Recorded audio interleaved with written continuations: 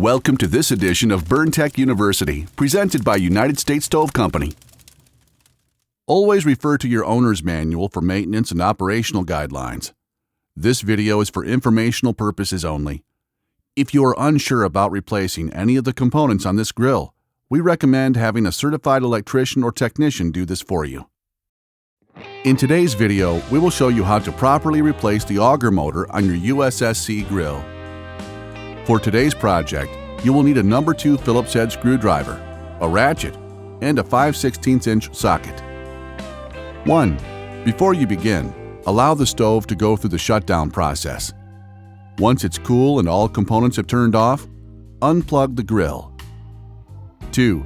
Remove the 6 screws at the bottom of the hopper that hold the bottom access panel in place. 3. Drop the access panel down. 4. Remove the 2 screws that hold the control board in place by loosening the nuts on the back side of the control board. 5. Lower the control board and set the rubber control board gasket aside. 6. Carefully unplug the wire connectors on the back of the control board. 7. Using the wiring diagram located in your owner's manual as a guide, plug the wires into the new control board. 8. Hold the control board gasket in place and line up the control board with the opening. 9.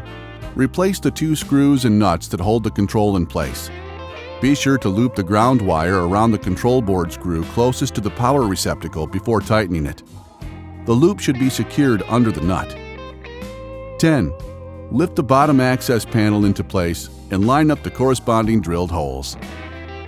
11. Replace the 6 screws used to attach the bottom access panel. 12. You may now plug your grill back in and check for proper operation.